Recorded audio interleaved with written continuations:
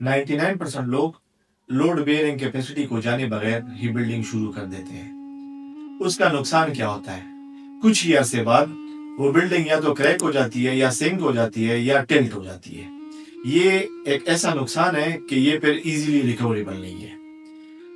Load bearing capacity को सही तरीके से स्टडी करने के बाद ही हम अपना बिल्डिंग या अपना घर या अपना स्ट्रक्चर शुरू कर सकते हैं.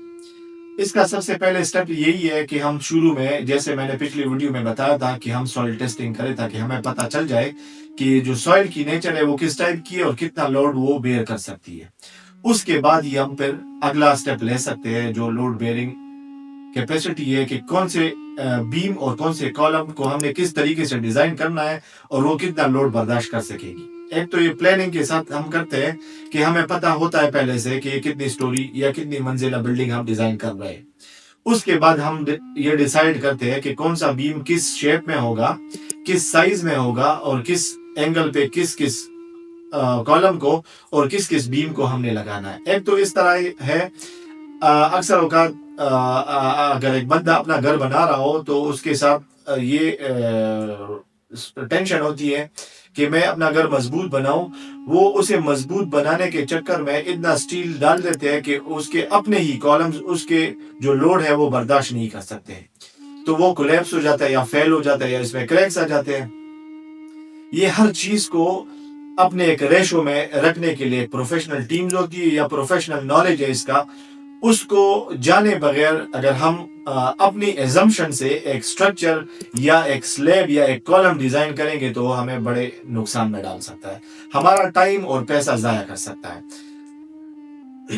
मैं आपको एक आसान एग्जांपल समझाता हूँ. अगर हम एक ब्रिज डिजाइन कर रहे हैं और हमारे पास लोड बेयरिंग कैपेसिटी की कैलकुलेशंस ही नहीं है, तो हम उसको कैसे डिजाइन करेंगे और उसको हम कैसे सक्सेसफुल बना सकते हैं? ये इम्पॉसिबल है. उसके लिए हमारे पास एग्जैक्ट मेजरमेंट्स होने चाहिए ताकि उससे मदद से हम उसके कॉलम्स डिजाइन कर सके और फिर उसके बीम्स डिजाइन कर सके ताकि इसकी जिंदगी लंबी हो.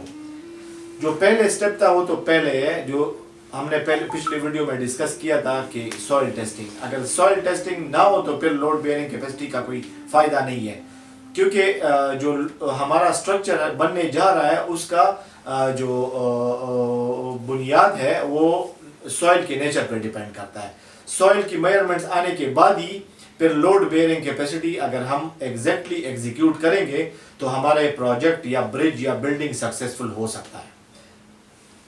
So at any cost we have to execute and implement each and every step which I have explained previously. Thank you so much.